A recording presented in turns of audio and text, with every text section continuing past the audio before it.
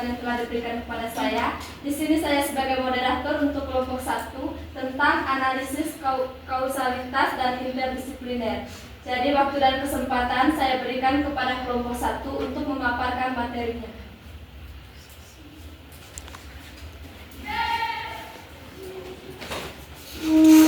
Selamat pagi semuanya. Pagi. Sebelumnya, terima kasih kepada moderator yang sudah bersedia memandu presentasi kali ini.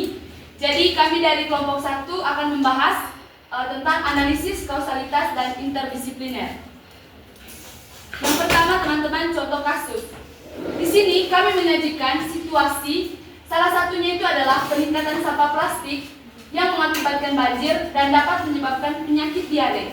Itu adalah contoh nyata dari kausalitas atau hubungan sebab akibat yang kompleks dan memerlukan pendekatan interdisipliner untuk pemecahannya. Jadi teman-teman, mari kita perhatikan bersama gambar di depan. Yang pertama itu ada gambar sungai, yang kedua ada gambar banjir, dan yang ketiga ada gambar orang yang terkena penyakit diare.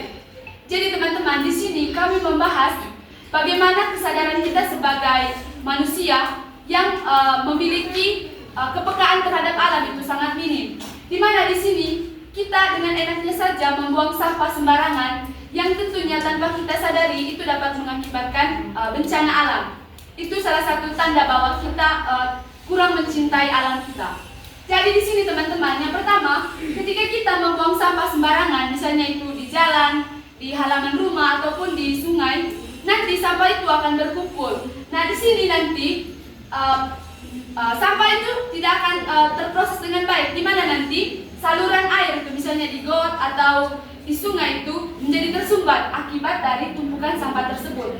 Nah itu yang akan menimbulkan bencana banjir. Seperti yang kita lihat di kasus-kasus saat ini teman-teman, banyak sekali saat banjir itu banyak sampah yang tergenang. Di mana di sini itu semua adalah ulah kita sendiri, ulah kita manusia yang kurang mencintai alam.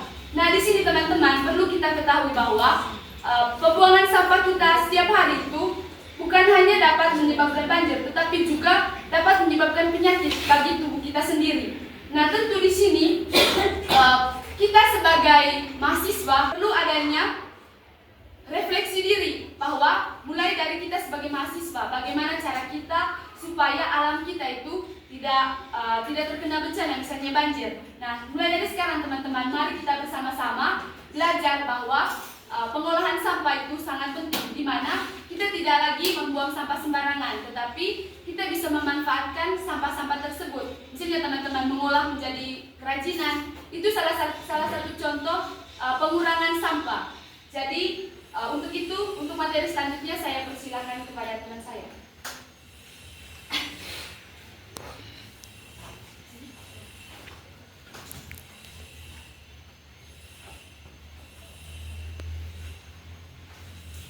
Baik teman-teman, di sini saya sebagai pemateri kedua. Kita masuk kepada materi yang kedua, yaitu analisis pemecahan masalah melalui pembelajaran IPS interdisipliner.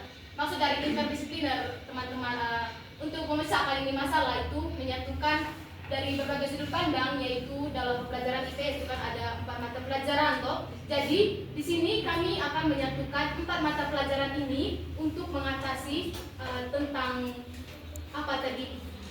masalah banjir tadi yang terjadi akibat dari pembuangan sampah sembarangan. Untuk memecahkan masalah ini di kelas 4 SD, pembelajaran IPS harus dijadikan payung utama yang mengintegrasikan berbagai sudut pandang. Sudut pandang yang pertama itu mata pelajaran geografi yang melibatkan konsep lokasi dan lingkungan. Kita masuk kepada konsep.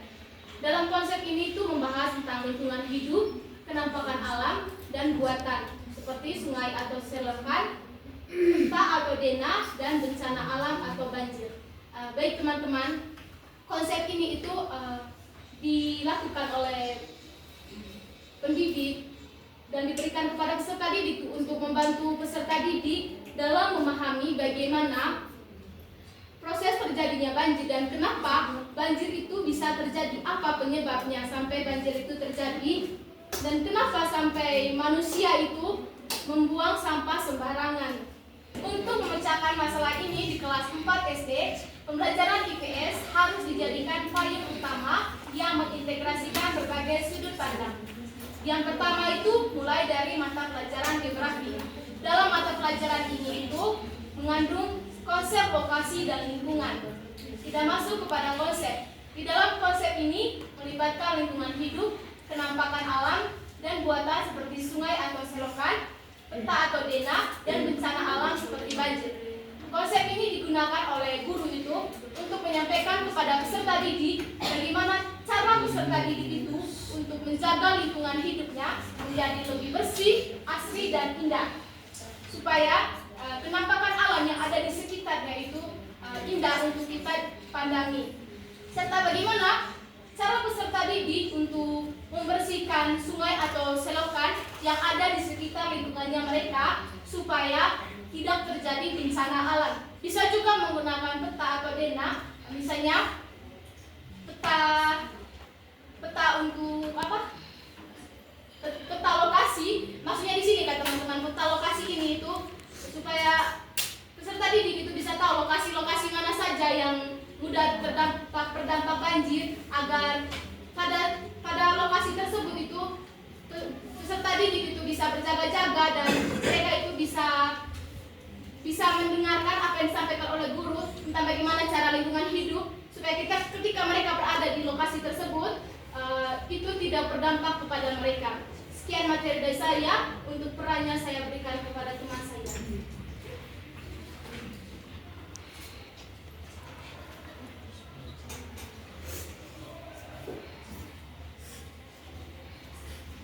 Baik, saya akan melanjutkan penjelasan dari teman saya, yaitu peran, yaitu menganalisis lokasi masalah, selokan, dan area perumahan, membuat dana sekolah dan area terdampak, serta mempelajari proses terjadinya banjir akibat sumbatan. Pendekatan geografi mendorong siswa untuk melakukan analisis mendalam, bukan sekedar mengamati. Beberapa peran pentingnya yaitu yang pertama, menganalisis lokasi masalah. Siswa diajar mengidentifikasi lokasi yang bermasalah, seperti selokan yang kotor dan penuh sampah. Berikut menggambar denah area terdampak. Kegiatan ini melatih siswa untuk memahami struktur ruang.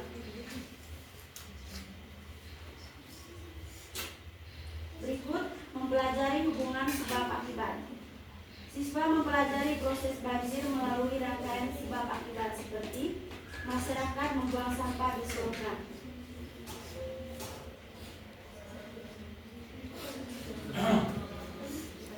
Seperti yang kita lihat dari gambar tersebut, banyak sekali tumpukan sampah yang mengakibatkan sumbatan yang terjadi. Selanjutnya saya berikan pada materi berikut.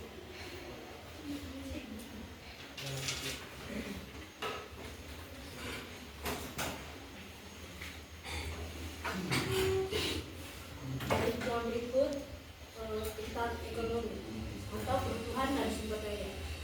Konsep atau sumber daya atau plastik sebagai bahan baku atau konsumsi atau nilai gerak dan gerak atau pengolahan sampah. Terima kasih. Baik, yang berikut peran. Peran itu menganalisis perilaku konsumsi warga atau siswa yang menghasilkan sampah plastik atau kebutuhan, keinginan dan potensi ekonomi kreatif dari sampah plastik atau daur ulang menjadi produk-produk lainnya. Dari teman-teman, kebutuhan itu segala sesuatu yang mutlak yang diperlukan manusia untuk kelangsungan hidup. Sedangkan keinginan itu segala sesuatu yang tidak mutlak diperlukan untuk kelangsungan hidup dasar. Baik teman-teman, itu saja materi yang bisa kita sampaikan. Saya serahkan kepada teman-teman.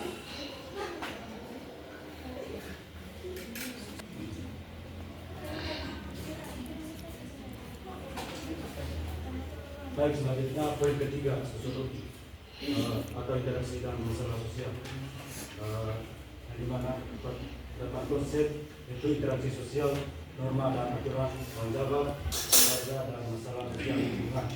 Materi ini menjelaskan tentang interaksi sosial, yaitu bagaimana hubungan antara individu dalam masyarakat yang terbentuk melalui komunikasi dan tindakan. Dalam interaksi tersebut ada norma dan aturan yang harus dipatuhi agar kehidupan berjalan tertib.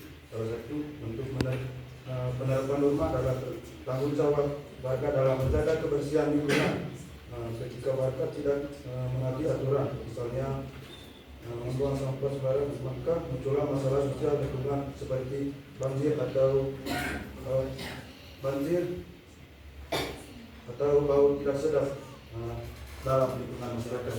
Baik, itu saja penjelasan materi dari saya. Selanjutnya melanjutkan materi.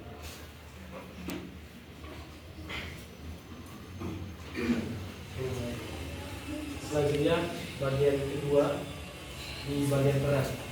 Di bagian peran ini menganalisis perilaku membuang sampah sembarangan sebagai masalah sosial serta merumuskan solusi kolaboratif atau kerja bakti sosialisasi yang melibatkan siswa dan warga. Di sini teman-teman, seperti yang kita lihat di gambar yang ada di slide, di sini siswa dan warga saling berkolaboratif atau bekerja sama untuk membuang sampah pada tempatnya. Mereka saling bekerja sama dan kerja bakti yang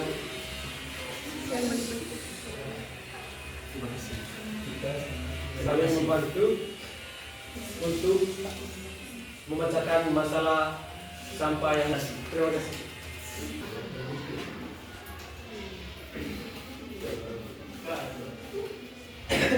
Baik, yang berikut sejarah atau perubahan dan keberlanjutan. Yang pertama itu dari konsep. Perubahan lingkungan dari waktu ke waktu, misalnya dari selokan bersih menjadi kotor, dari evaluasi penggunaan material atau dari bahan alami ke plastik. Jadi teman-teman, dari konsep ini mengajarkan kita bahwa di segala sesuatu di sekitar ada perubahan, selalu mengalami perubahan, dan tetapi di saat yang sama ada hal yang berlanjut, yang dimana contohnya itu dari perubahan lingkungan atau selokan, dimana dari kualitas dan kesehatannya, dimana dari kualitas dan kesehatan di perubahan lingkungan itu telah berubah secara drastis atau negatif. Baik, yang berikut kita masuk ke peran. Kepada teman saya, silakan.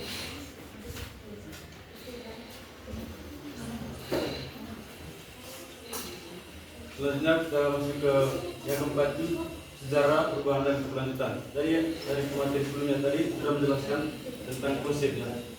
Sekarang kita akan memasuki dengan peran. Kalau ngomong tentang peran, teman-teman, ada hubungannya dengan perubahan dan keberlanjutan. Ini ditekankan kepada kita sebagai mahasiswa ya harus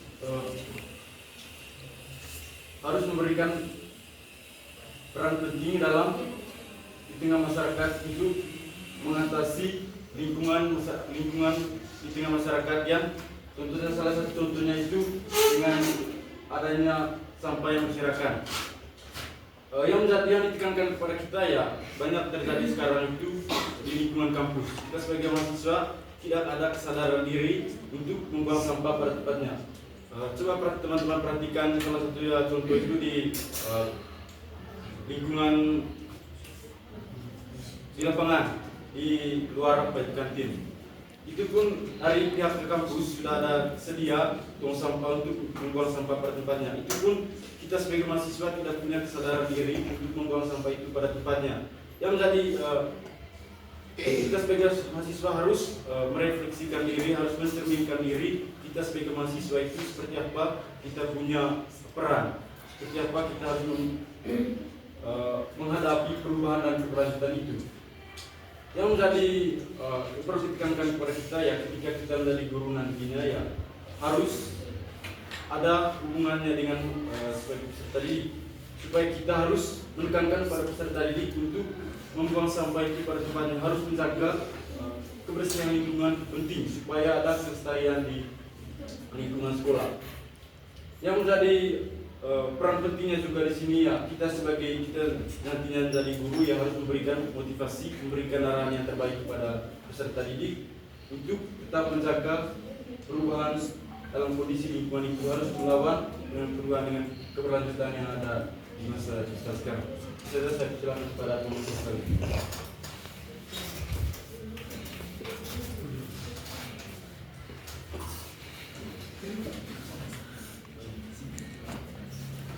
Baik, materi selanjutnya integrasi dengan mata pelajaran lain dan proyek aksi nyata. Yang pertama itu mata pelajaran IPA.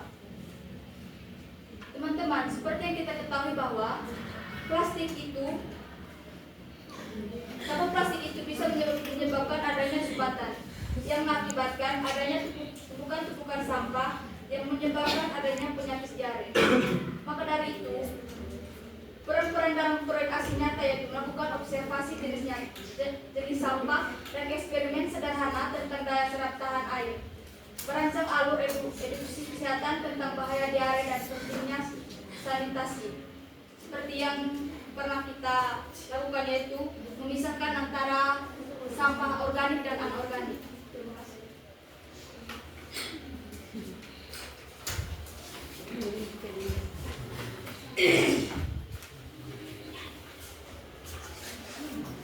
Yang kedua yaitu mata pelajaran bahasa Indonesia, integrasi konsep, spesialisasi, pelaporan observasi, wawancara. Jadi di sini teman-teman yang dimaksud dengan spesialisasi, pelaporan observasi dan wawancara adalah teks spesialisasi adalah teks yang tujuan untuk membujuk atau mempengaruhi pembaca. Sedangkan laporan observasi adalah teks yang membuat hasil pengamatan terhadap satu objek atau lingkungan. Yang ketiga wawancara, yaitu teks mengumpulkan informasi melalui tanya jawab dengan narasumber.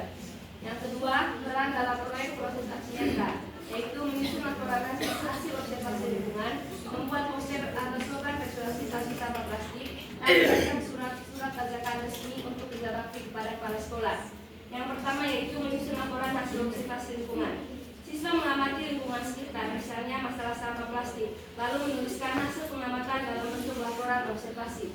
Yang kedua, membuat poster atau slogan visualisasi sampah plastik, yaitu siswa membuat media kampanye berupa poster atau slogan untuk mengajak orang lain mengurangi sampah plastik. Ini menggunakan konsep teks persuasif. Yang ketiga, merancang surat ajakan resmi, yaitu siswa membuat surat resmi yang diajarkan untuk melakukan kerja bakti. Surat tersebut diajukan kepada kepala sekolah atau sebagai setempat. Dan selanjutnya saya berikan kepada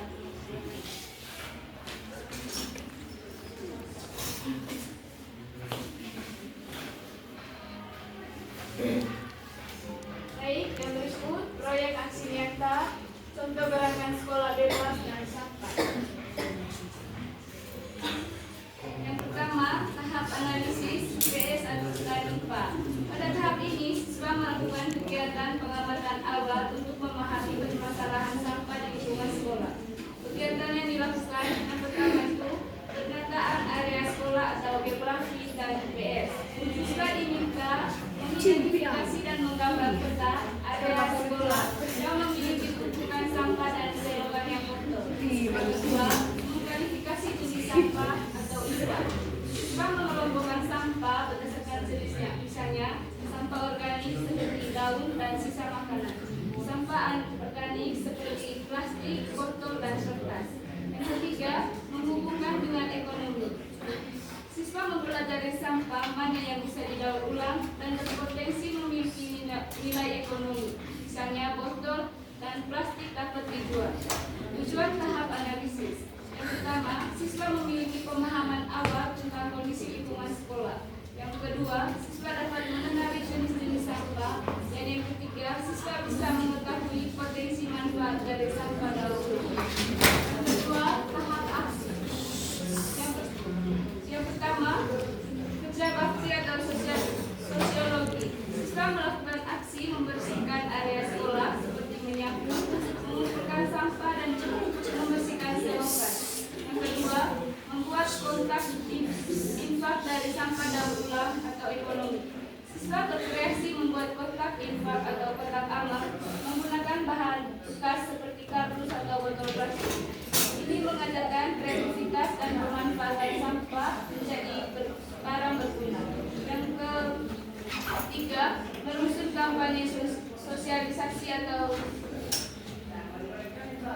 kampanye sosialisasi seperti dalam bahasa Indonesia. Yang pertama, poster, yang kedua, pamflet, yang ketiga, slogan, yang kelima, presentasi.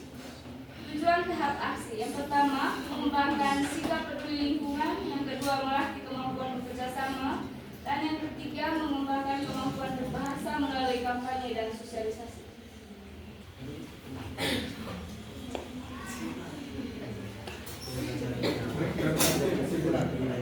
Solusi holistik melalui tes. Masalah peningkatan sampah plastik yang menyebabkan banjir dan penyakit diare adalah rantai kesulitan kompleks yang menuntut solusi holistik. Pembelajaran IPS di kelas 4 SD menjadi paling utama untuk masalah ini dengan integrasikan 4 pilar disiplin: geografi menganalisis lokasi, masalah dan kausalitas fisik banjir, ekonomi mengkaji perilaku konsumsi dan potensi daur ulang, sosiologi menangani perilaku buang sampah sebagai masalah sosial yang memerlukan kolaborasi warga. Sejarah memberikan perspektif tentang perubahan lingkungan. Melalui integrasi dengan IPA, memahami rantai penyakit dan bahasa Indonesia untuk sosialisasi dan kampanye persuasi. Siswa tidak hanya menganalisis, tetapi juga berpartisipasi aktif dalam proyek aksi nyata seperti gerakan sekolah bebas, sampah yang mentransportasi pengetahuan menjadi tindakan nyata untuk menciptakan lingkungan sehat dan berkelanjutan. Baik, itu saja materi yang kami paparkan pada tugas kali ini. Selanjutnya kami berikan waktu kepada moderator. Terima kasih. Terima kasih kepada kelompok 1 yang telah mempresentasi materinya.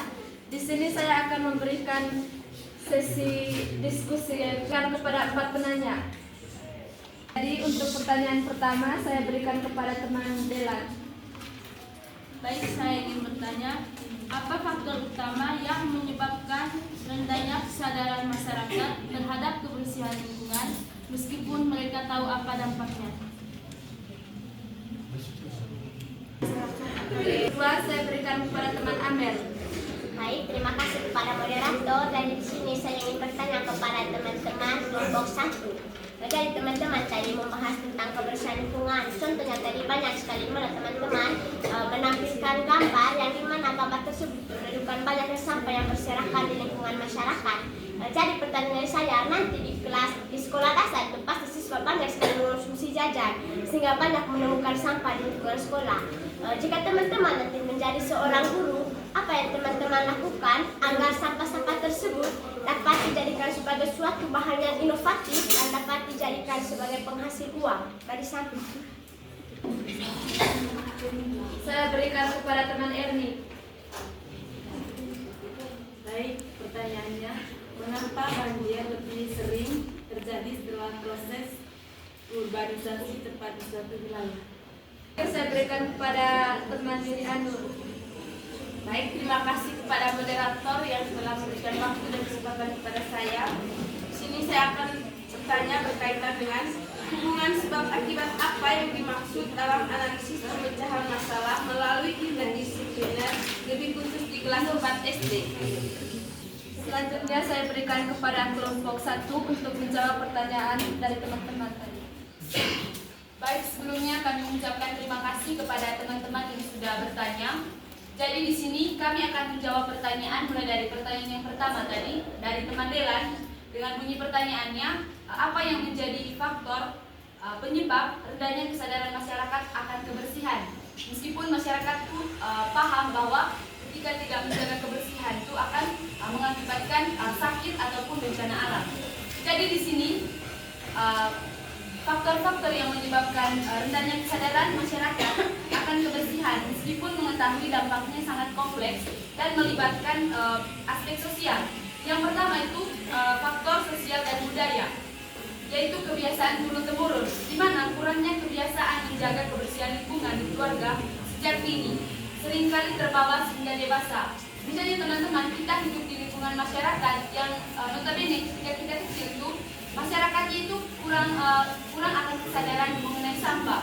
Jadi di sini pada saat usia kita masih kecil itu kita terbiasa sehingga ketika kita dewasa itu sampai terbawa bagaimana sikap kita menghadapi lingkungan atau mengkondisikan sampah-sampah. Yang kedua itu norma sosial yang longgar, di mana di sini di beberapa komunitas membuang sampah sembarangan atau lingkungan yang kotor dianggap hal yang biasa dan tidak ada sanksi.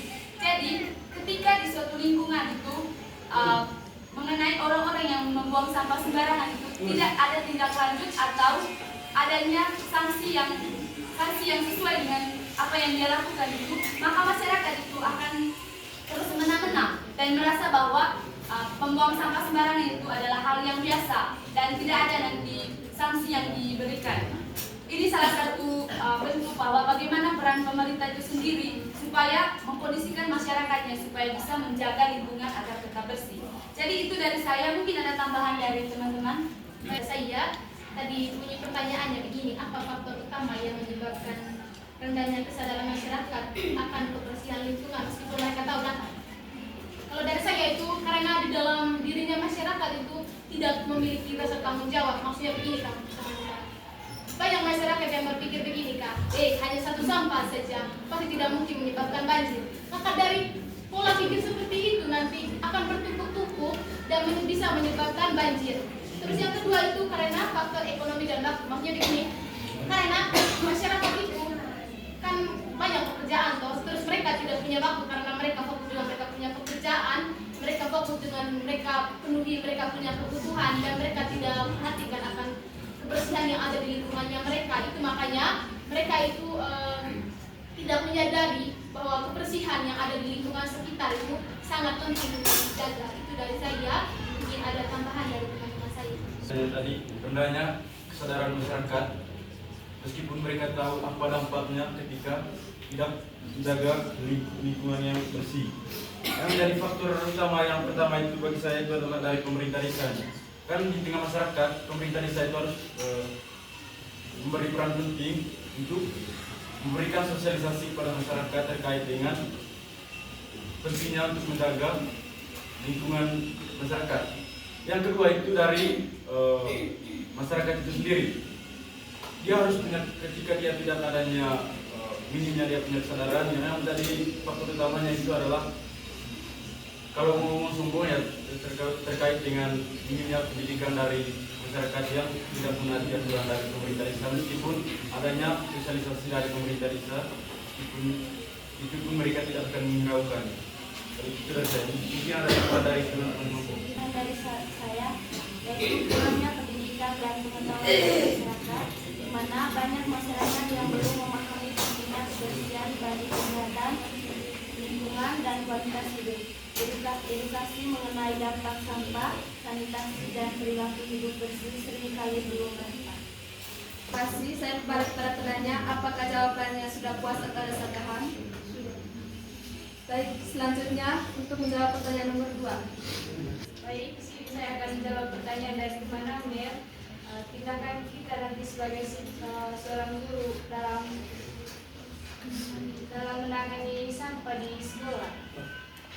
Jadi kita sebagai guru nanti kita harus bekerja sama dengan siswa untuk tidak membuang sampah sembarangan dan memilah sampah mana yang bisa didaur ulang untuk membuat kerajinan atau membuat kerajinan dari bahan bekas.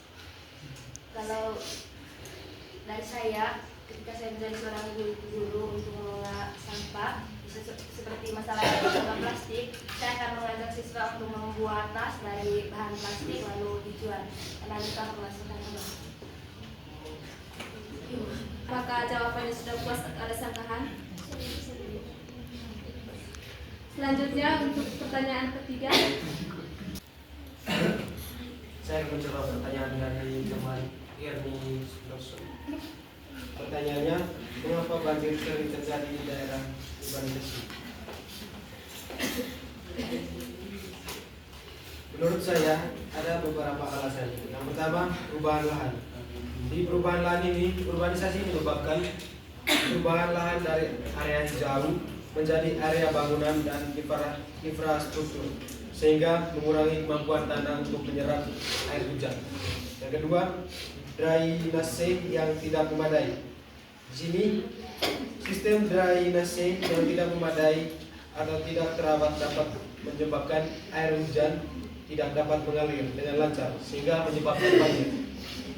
Yang ketiga, penurunan permukaan tanah. Penurunan permukaan tanah akibat pembangunan dan penggunaan air tanah yang berlebihan dapat menyebabkan banjir lebih sering terjadi. Dan terakhir, perubahan iklim. Perubahan iklim global dapat menyebabkan peningkatan intensitas dan frekuensi hujan sehingga meningkatkan risiko banjir. Baik, saya akan menjawab pertanyaan dari Kakak Erni berkaitan dengan urbanisasi. Penyebab urbanisasi itu meningkatkan jumlah penduduk dan konsumsi yang berarti sampah juga meningkat. Dampaknya sampah yang tidak terkelola dengan baik atau dibuang ke sungai atau selokan menjadi penyumbat aliran air utama, memicu banjir lokal atau bahkan saat hujan tidak terlalu lebat. Mengurangi dua jawaban dari teman saya ingin menambahkannya saja bagian sedikit. Punya pertanyaannya tadi, mengapa banjir sering terjadi di daerah urbanisasi? Kalau dari saya, banjir bisa terjadi karena faktor manusia dan kondisi lingkungan, terutama ada kehilangannya lahan resapannya begini Kak, banyak tanah yang sudah hilang dan tidak bisa lagi menyerap air. Terus yang kedua karena adanya banyak sampah, dan dari banyak sampah ini itu bisa menyumbat aliran air sehingga air yang mau dialirkan itu tidak bisa jalan lagi. Terus karena ada permukiman berkembang tanpa perencanaan. Yang keempat karena ada ruang hijau yang sangat minim. Maksud begini Kak, ada lahan yang begini memang ada tumbuhan yang begini bisa menyerap tanah dengan baik, tetapi ada juga tumbuhan yang tidak bisa menyerap tanah dengan baik, seperti yang kejadian di Sumatera itu kan banyak yang lahan-lahan pohon-pohon sawit, tetapi di sisi lain pohon sawit itu tidak bisa menyerap air dengan baik. Itu makanya meskipun di daerah sana itu lahan-lahan hijau termasuk pohon sawit itu bagian dari tanaman, tetapi dia itu tidak bisa menyerap air dengan baik sehingga terjadinya banjir. Itu dari saya. Jika dari penanya sudah puas dengan jawaban atau ada sanggahan? Selanjutnya pertanyaan terakhir. Baik, untuk pertanyaan yang terakhir tadi, yang dengan menunjukkan tadi, hubungan sebab akibat apa yang dimaksud dalam analisis permasalahan masalah melalui interdisipliner untuk diikuti kelas 4 SD. Baik, dari saya, hubungan sebab akibat dalam analisis permasalahan masalah diikuti interdisipliner di kelas 4 SD adalah di mana memahami bagaimana suatu peristiwa atau tindakan dapat menyebabkan akibat tertentu dan bagaimana akibat tersebut dapat mempengaruhi lingkungan sekitar. Contohnya itu, jika kita memasang sembarangan, maka sebabnya lingkungan akan menjadi kotor dan tidak sehat. Dengan memahami hubungan sebab akibat tersebut, siswa dapat mengembangkan kemampuan berpikir kritis dan memecahkan masalah tersebut secara efektif. Baik, tidak mengurangi jawaban dari teman Olfa tadi mengenai pertanyaan dari teman Mini Anus. Jadi di sini saya tadi sudah menjelaskan contoh kasusnya. Seperti pada gambar di sini ditampilkan ada gambar di mana sungai yang atau terdapat banyak sampah. Nah, hubungan sebab akibat atau kausalitasnya di sini teman-teman, di mana di sini ketika kita membuang sampah di sungai, nanti aliran sungainya itu menjadi tersumbat akibat banyaknya tumpukan-tumpukan sampah. Nah, nanti akibatnya nanti akan terjadi banjir karena tadi aliran sungainya itu tidak berjalan dengan baik atau alirannya itu mengalami sumbatan. Sehingga nanti ketika banjir itu terjadi, maka akibatnya akan menyebabkan penyakit. Misalnya itu teman-teman, penyakit diare karena mungkin banyak nyamuk atau polusi udara atau mungkin juga bau menyengat, itu juga bisa menyebabkan penyakit. Itu tadi contohnya itu penyakit diare. Itu dari saya, mungkin ada tambahan dari teman-teman yang lain. Tidak mengurangi jawaban dari teman Lesta dan Teman Olfa. Pertanyaannya, hubungan sebab akibat dalam pendekatan interdisipliner di kelas 4 SD adalah merupakan tingkat benang merah yang menghubungkan berbagai pembelajaran dalam memahami dan memecahkan suatu masalah atau nyata. Ini melatih anak tidak hanya menghafal tetapi memahami dunia secara utuh dan komprehensif. Baik, Baik, terima kasih kepada kelompok 1 yang telah mempresentasi materinya dengan baik, dan terima kasih juga kepada teman-teman yang berpartisipasi dalam presentasi hari ini. Saya sedikit kesimpulan dari materi tentang analisis kausalitas dan interdisipliner adalah dua pendekatan penting yang ketika digabungkan memberikan pemahaman yang mendalam dan holistik mengenai kompleksitas suatu fenomena atau masalah alam yang terjadi.